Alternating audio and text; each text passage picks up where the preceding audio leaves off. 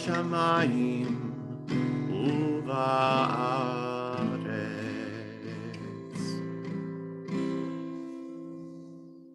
Thank you, Cantor Nimi. Thank you. And today I am honored to introduce our teacher for the next 5 days, Rabbi Yael Rapport. I know that some of you are not regular CBST members. Rabbi Rapport is our assistant rabbi and a wonderful scholar and teacher and many other things in her own right. She was here teaching us last about the Psalms of the Friday evening service, and she is here to teach us now about the Psalms of Hallel. So let's give a nice big Psalms class welcome to Rabbi Rapport. Rabbi Rapport, are you here? Here we go. There we go. Okay. Hi, everybody. It's so nice to see you. And it's a pleasure to be back. It's a pleasure to spend more time with those of you who I get to see on the regular at CBST services or our other classes and community connections. And it's really nice to meet all of our new Psalms class participants. As Harold said, we're going to be studying a particular rubric of the Psalms for the next 5 days in our Pesach preparations. So rather than continuing with our chronological study of the Psalms, we're jumping straight ahead to Psalm 113 through 118, and maybe Psalm 136. And this is special for the holiday of Pesach and several other points on the Jewish calendar as well, because this collection of Psalms makes up one particular liturgical rubric, one particular setting of a series of Psalms, so that it elevates the experience of a particular point on the Jewish calendar. And these Psalms are recited multiple times over the year. My plan, and those of you who have studied with me before know that I have delusions of speed, but my plan is today for us to talk about what is Hallel and when do we use it. Just sort of set a foundation of a shared vocabulary of what we'll be diving into over the next week. And then to study Psalm 113, which Cantor Nimi so beautifully introduced us to this morning. I'm really grateful for that because Psalm 113 is not one of the most popular selections of the Hallel set. I think all of us will have different moments over the next week where lights and bells go off within us saying like, familiar friend, this is one that I know. And I'm really excited about that. My computer is on a Zoom strike. I don't know if anybody else's technology can empathize, but fortunately can hear everything from my phone. But this means that I am extra grateful for our class TAs, especially Harold this morning, who's going to be doing our screen sharing. And Harold's going to keep an eye on any raised hands and on the chat. He'll interrupt me liberally if there are questions about what we're talking about, whether it's Hallel or a specific psalm.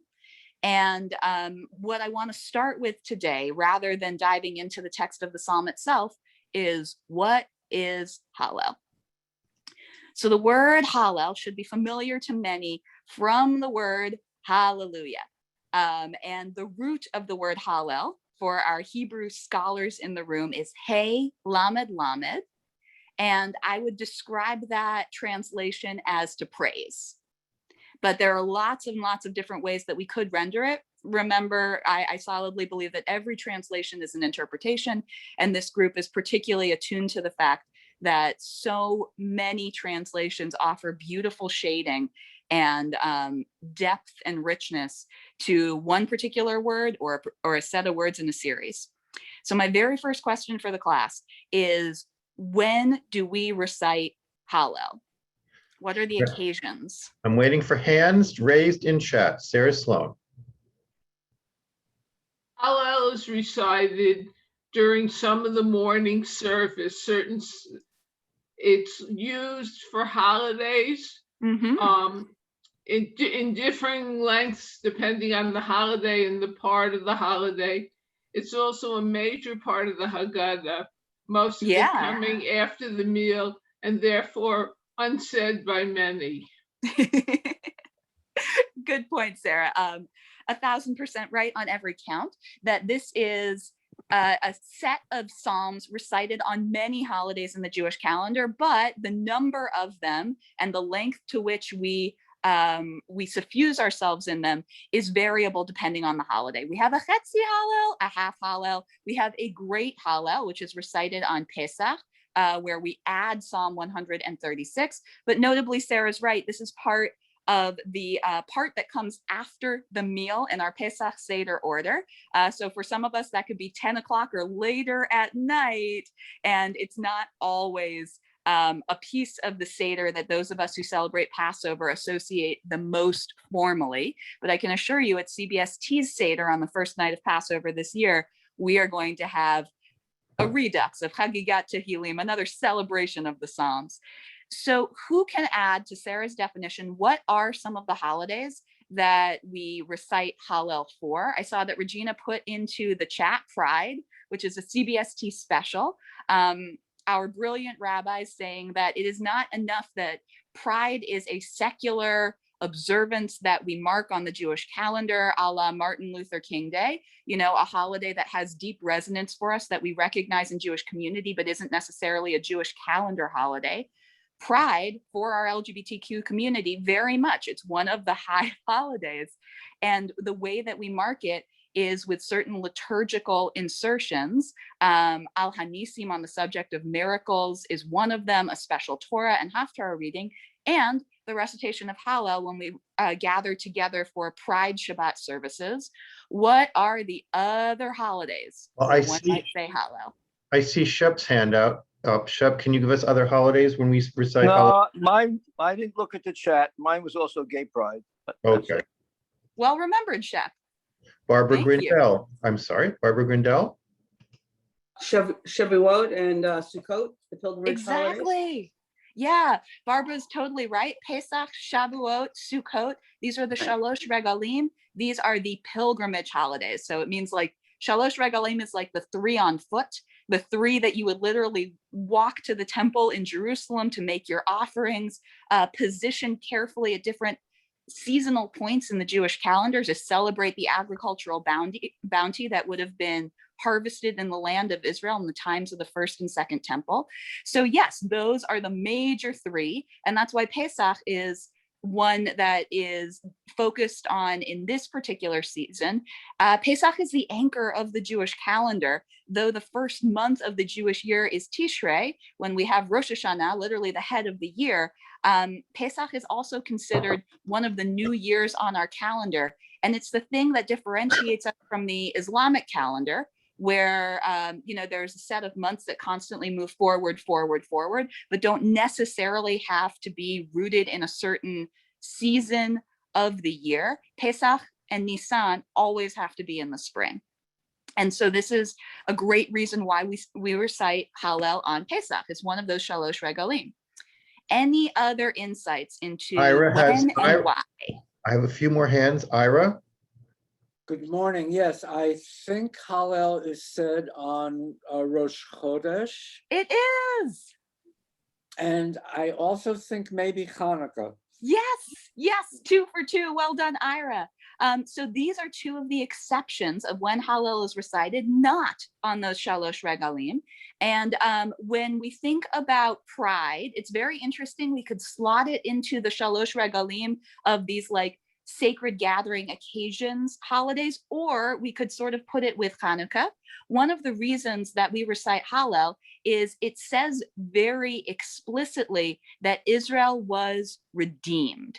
And so we use it on these historical holidays like Hanukkah to bring God's power into the picture and to talk explicitly about the theological components of what it means for Israel to have faced, what appeared to be insurmountable odds, and yet through God's presence was able to turn the tide.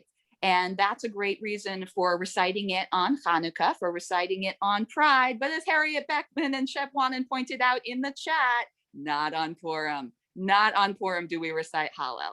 Why is that? It's a great Jewish mystery, which means there are a lot of answers to it. we say perhaps that it is because the holiday of Purim marks a saving grace moment in Jewish history, but not a liberation moment in Jewish history. So when we think about the course of events for Hanukkah, where the Maccabees overthrow the Seleucid Empire and the Hasmonean dynasty emerges and the children of Israel are ruling themselves in the land of Israel. Similarly, with Pesach, we say that one of the reasons why you would recite like a Chetzi Hallel, and we only do it on a couple days of the holiday and not every day of Chol HaMoed and the 8 days of Passover, is because liberation was not complete in the story of Pesach. We left Egypt, but we didn't make it to the promised land.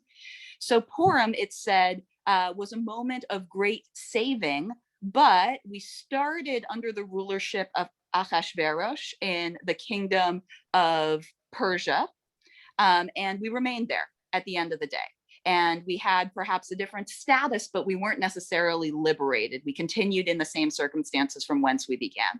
I saw in the chat that Shep also mentioned Yomhatsmaut, a modern historical holiday marking the establishment of the state of Israel. And for those same reasons, you can see all the parallels, these ideas of liberation, these ideas of Jewish self-rule. That is why many conservative congregations choose to recite Hallel on Yom HaAtzmaut as well.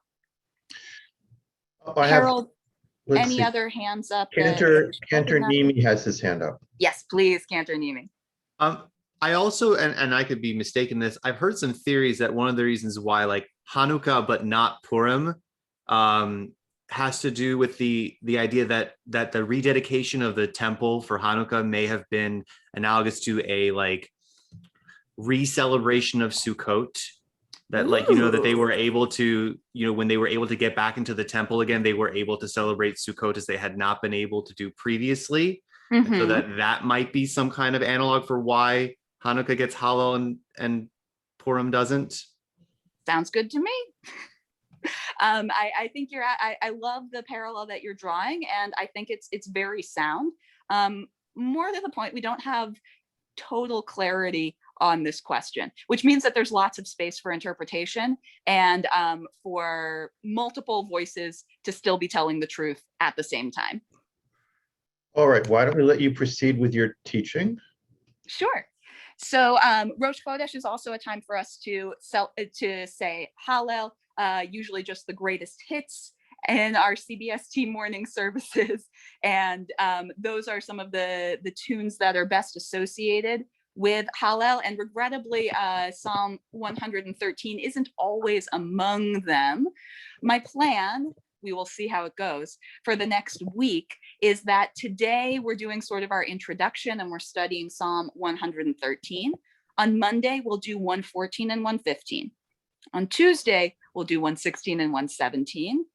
On Wednesday, we'll do 118 and 136 to uniquely prepare us for Pesach. And then on Thursday of next week, Cantor Nimi is going to run the show, and we're going to spend the entire time immersing ourselves in the music that has been written for this glorious set of Psalms. So it is ambitious. We will see if we make it through 2 Psalms a day, usually. And that means that we will not dive as deeply into multiple translations of each Psalm, comparing and contrasting, but always, you know, if you want to have Alter or Bernstein or Fisher by your side and bring in what you think is beautiful about those translations, that's absolutely welcome. I'm going to be liberally utilizing CBST's own Siddur, B'chol Levavta. We include Hallel in that Siddur so that it can be recited on state occasions as we described. And you can find the Hallel Psalms on page 160 with their translations mostly rendered by Yehuda Berger, but also by Rabbi Ayelet Cohen. And of course, always input from Rabbi Kleinbaum. And I think that these translations in particular, especially for Psalm 113, are creative, thoughtful, and very deeply rooted in the words of text. But mostly what we're going to do is look at the Hebrew and the English translation of the Psalms offer our questions and our impressions on each of them, and then move on. So really quickly, the other thing I wanted to make sure we were all on the same page about is, what does it mean for us to be reading biblical poetry, of which the Psalms, I think, are the most beautiful and also the clearest example. I know that Rabbi Kleinbaum has focused on this subject intermittently throughout the course of class. I know that previously, both with me and with Rabbi Kleinbaum, you had opportunities to dive more deeply into what is parallelism, especially a hallmark of biblical poetry. But I just wanted to throw a couple terms into the ether so that we could be looking for them and reaching for them when they're appropriate. And we're definitely going to see many of these hallmarks in Psalm 113 and through the entire rubric. So when talking about biblical poetry, my two favorite geniuses on the subject are two teachers that I had. So I'm terribly, terribly biased. But number one is Professor Mark Brettler. He wrote this book, How to Read the Jewish Bible. He's a wonderful scholar of biblical literature. He's very into, in German, Sitzenleben, which means the context of the piece. And it's a form critical comparative literature approach to learning about Hebrew poetry, which means what are the other features of ancient Near Eastern poetry that we can compare and contrast to what we see in the Bible, and how do we look at this as a work of human authorship, which is not necessarily the way that everybody defines the terms of the biblical poetry and Psalms. You know, maybe this is all King David. Professor Brettler doesn't think so. I'll ruin the end of the book for you. But maybe this is a collection of writers at different times in different places that we can notice based on their use of the Hebrew language, what they might be contextually trying to help us understand.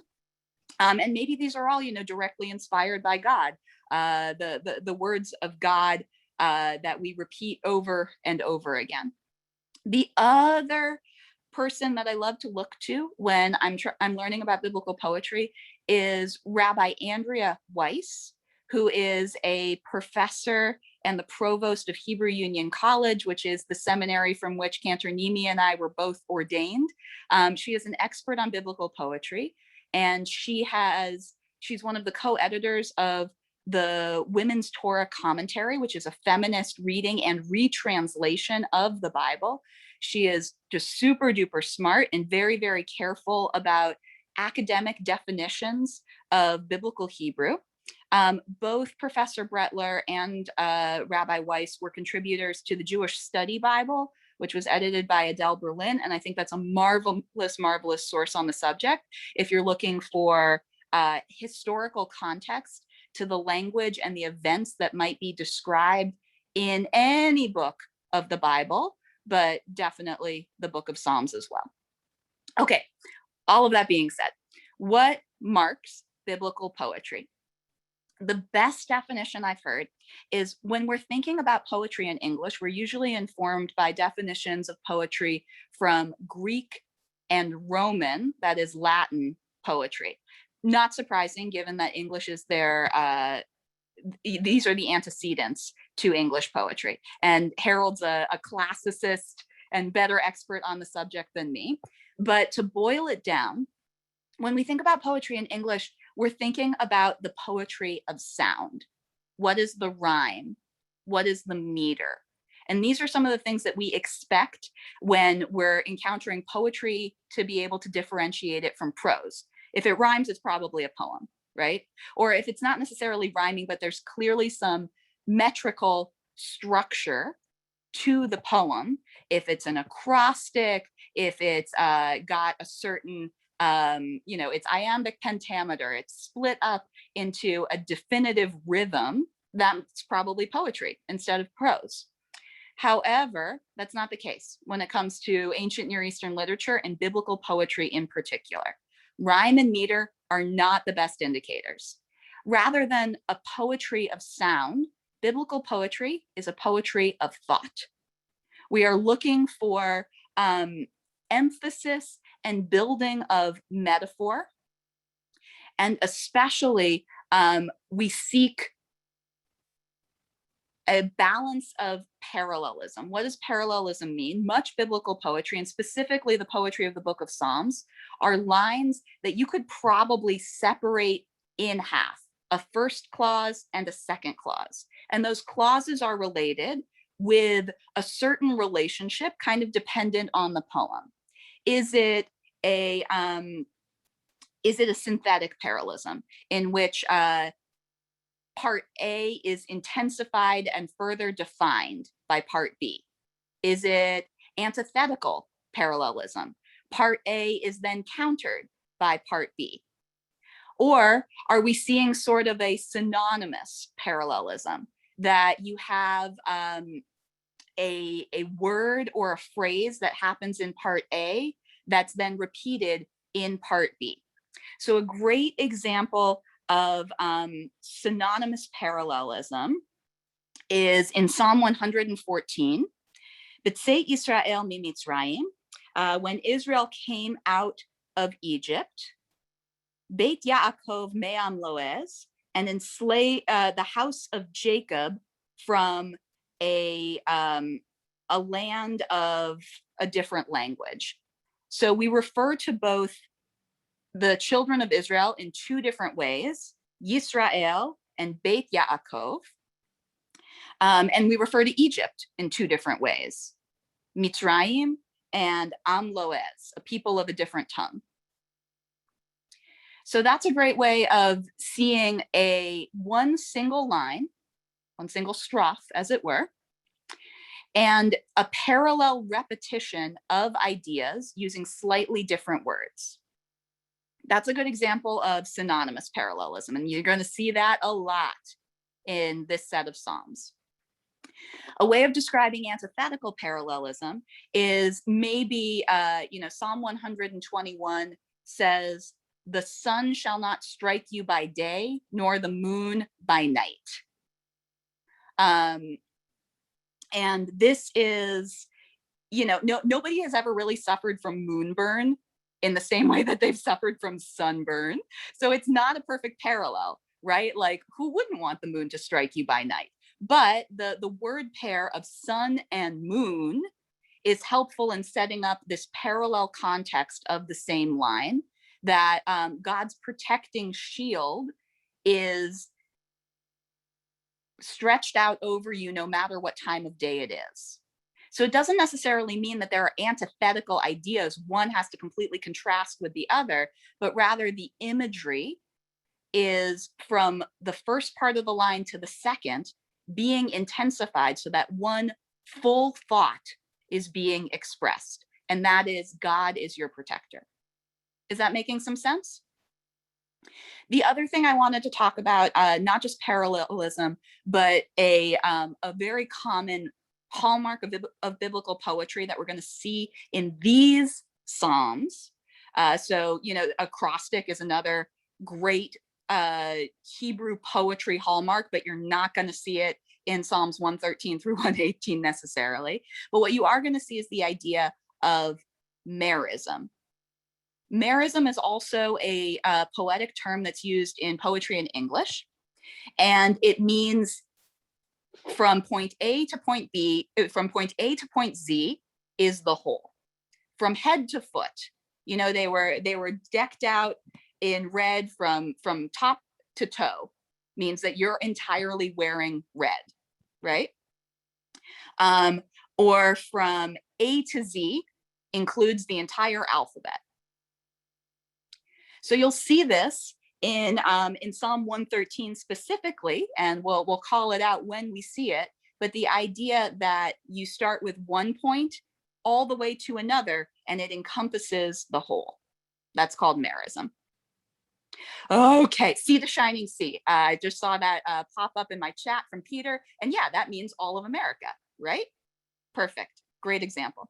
Harold, any other things in the chat? Or I don't see any hands raised right now, but Harold, you are muted, I believe. They're loving merism. Av Shalom is described as being beautiful head and foot, and we have alpha to omega. And Darina says she wondered about the moon too, which I had wondered about, but thought that maybe people feared that it could somehow supernaturally harm them rather than physically. Soup Not to nut. invisible. Search high and low. All right. All right. It's clear we all got a great handle on merism. The parallelism thing, it's honestly pretty fuzzy. I tried to give you helpful, clear examples of it, but that doesn't mean it shows up that way all the time. And parallelism is a thing that biblical scholars debate about constantly. I see Peter's hand up. Let's take that one question, then we're going to dive into Psalm 113. Apropos of the moon, ancient civilizations saw the power of the moon. Their potent goddesses and gods existed for the moon, and they were affected by tide, and they told time by the moon. So the potency of night and the moon was present, and moon madness.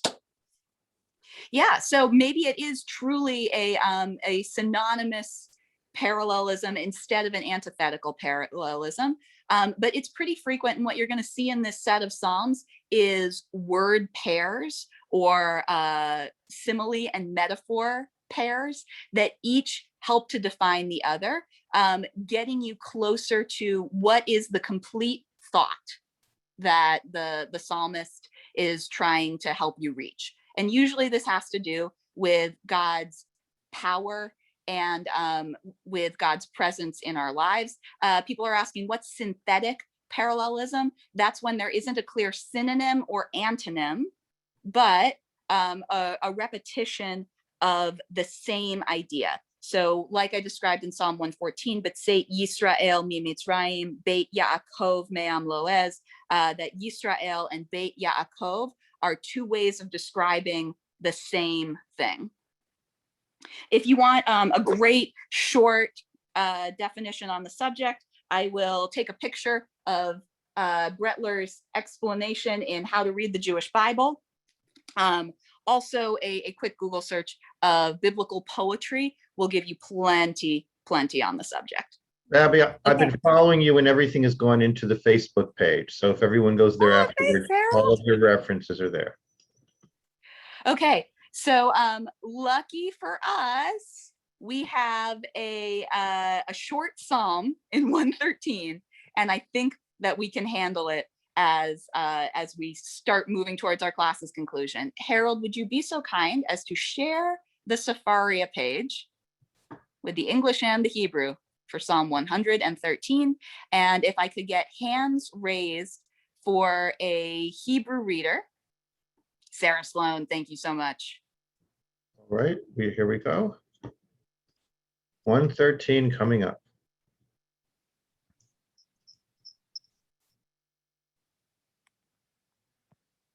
And here we are.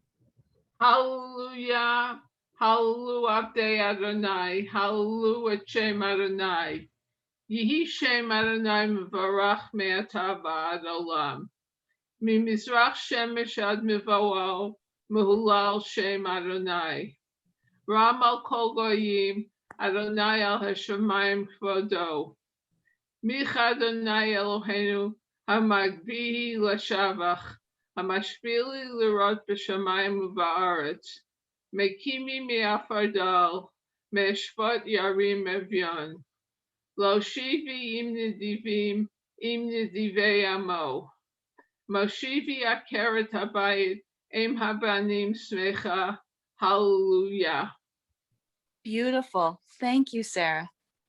So the thing that I want to point out, I just want to give us a couple hallmarks to look at in the Hebrew, and then I'm going to ask for an English reader to read Sepharia's translation, and then we'll open it up for questions and impressions.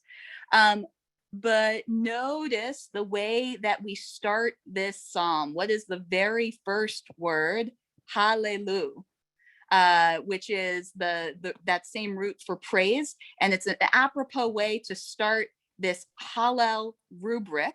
You know, as students of the Psalms, that the Psalms encompass many different emotions and purposes. They are storytelling, they are laments, they are praises, They are reserved for special occasions or supposed to be recited by specific people or attributed to specific authors like David or Asaph or Solomon. But we start this rubric by saying, what is the purpose of this? It is praise. Hallelujah. You can, oh, thank you, Safaria, even, that if you look on page 160 of Bechol Levavcha, the binary breakout of each of the lines, how the lines are structured to be sort of read in two phrases, an A part and a B part, is really nicely done formatting wise. Not as much here, you know, you can see everyone as a sentence, but you can kind of tell how these lines work together. And what is the other thing that I wanted to point out to us? A great example of merism can be found in the lines Mimizrach Shemesh. Sorry, Harold, the screen went down. There we go. Oh, perfect. The downside about page 160 from Bechol Levavcha is it doesn't actually have the numbering of the verses, but so Harold, I will show them how it's broken down, and then I will go back to Safar. This is the page. You wanted to show that the lines were separated in two columns. Okay, we will now go back to thank you. All right, hold on. We will now go back to Safari. Give me 1 second. Hold on. All right.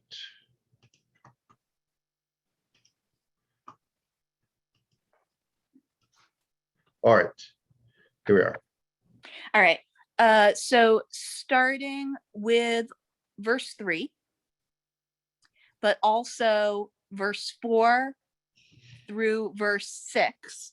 You can see this in the English. You don't necessarily need to look to the Hebrew, but for those of you who are Hebrew readers and understanders, these are great examples of merism. You know, from the east to the west. You know, when you look at verses, sorry, that is 4 and 5, and down to 6, you've got God who is above and seeing what is below in heaven and on earth. Great examples of merism. That means that God is seeing everything. It doesn't matter where it happens, even though the things that are named are heaven and earth. And then when you look at verse 7, great example of synonymous parallelism.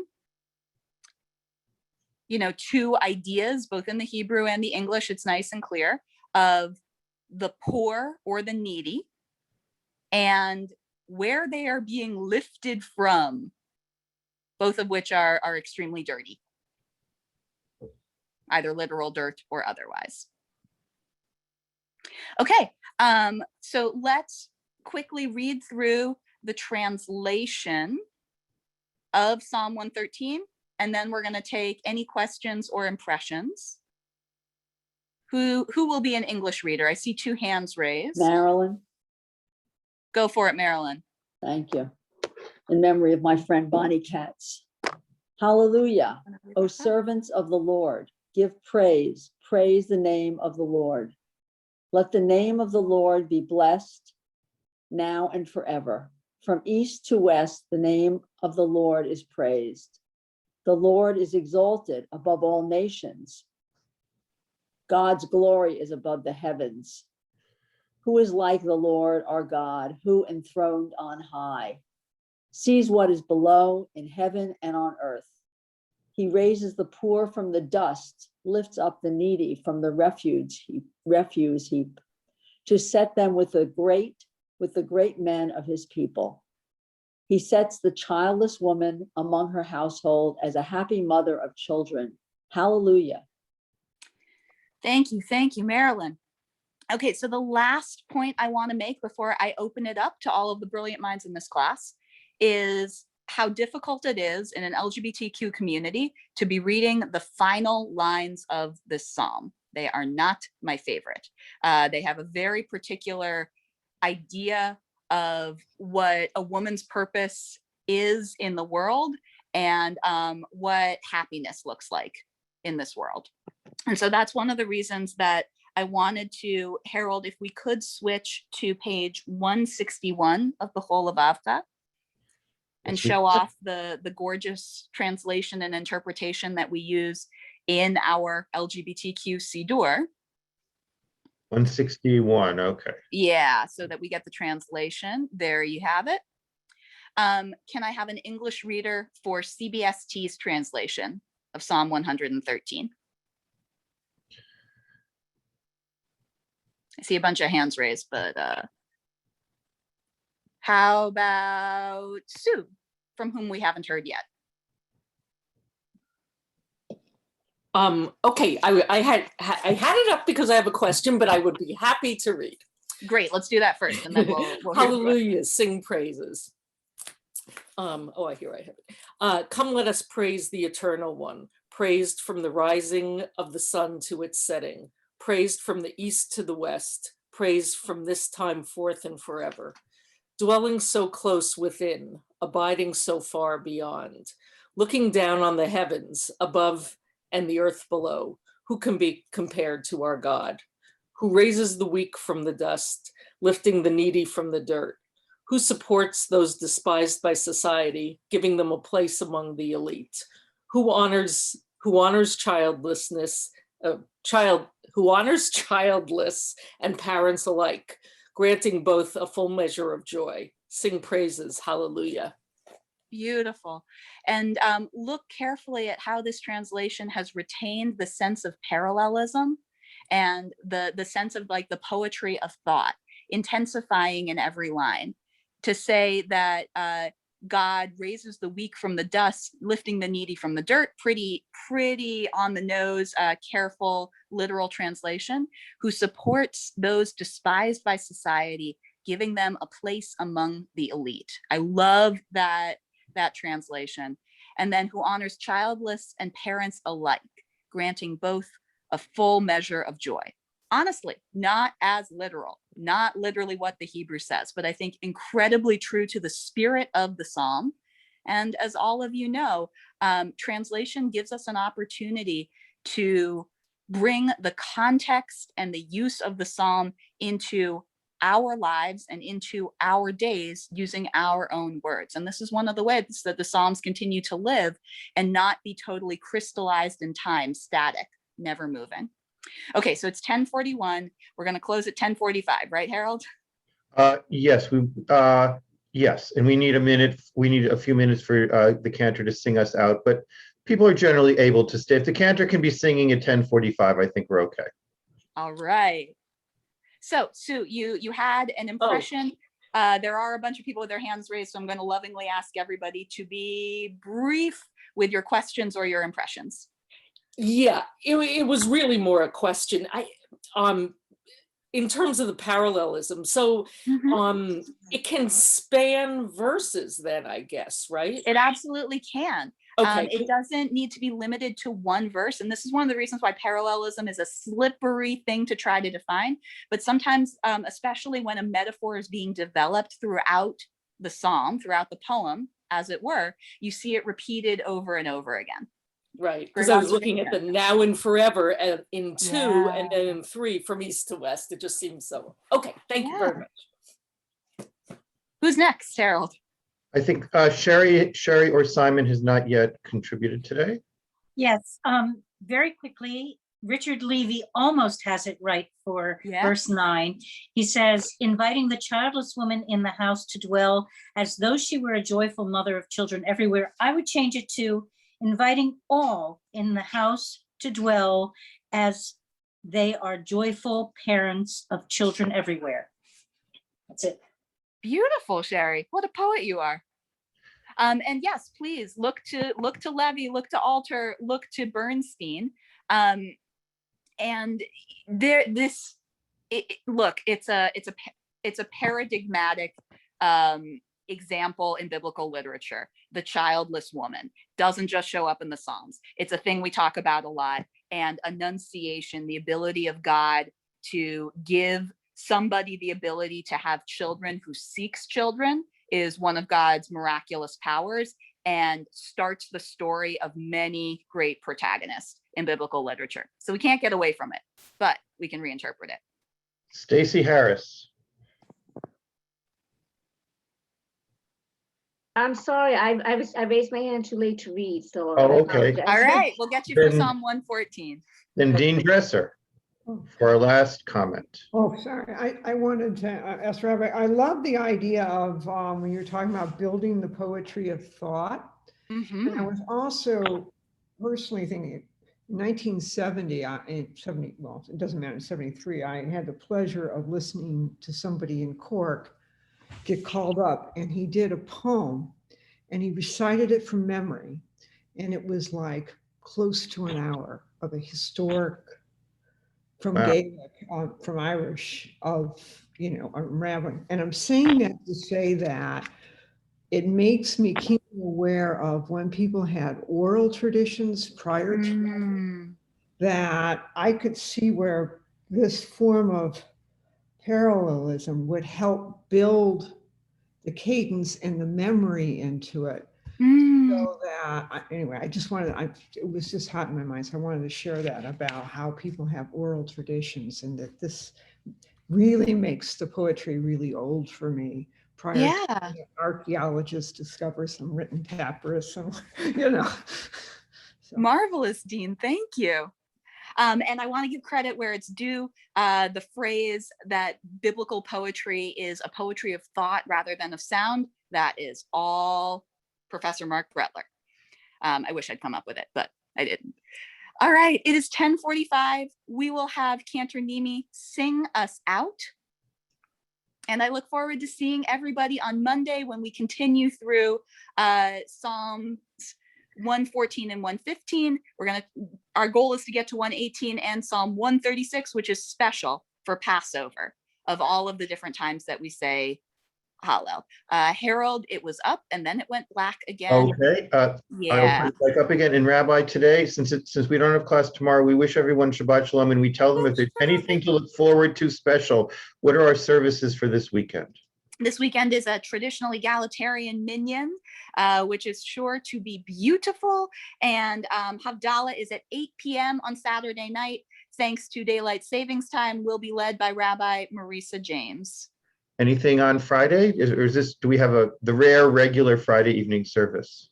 It is the rare regular Friday evening service. Connecting in Community will be led by Cooperburg Rittmaster Rabbinical Intern Dave Yadid, as Cooper Rittmaster Rabbinical Intern fellow Deborah Megdal continues her great tour of conservative Jewish congregations in the United States.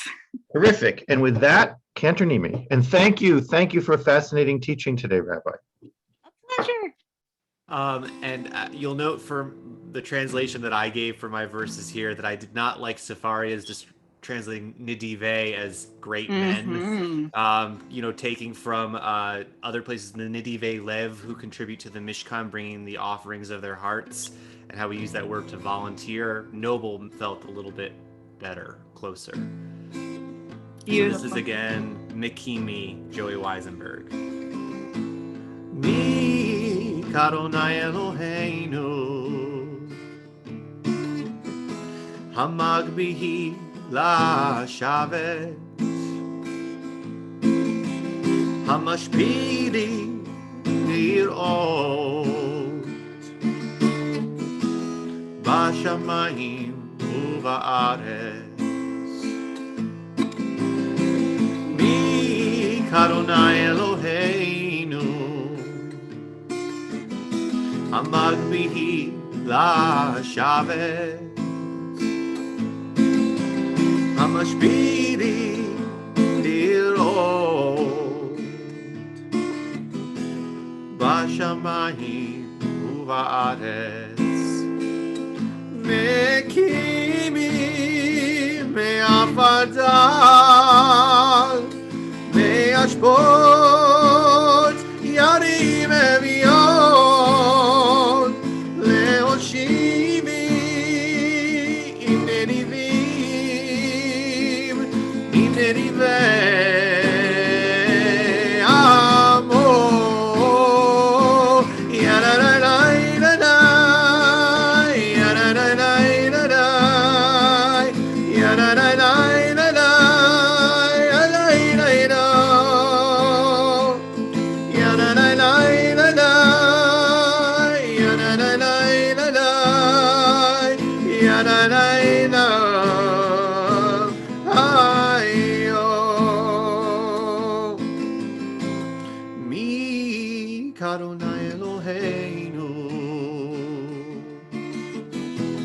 המגביה לשבת, המשפילים לראות בשמיים ובארץ.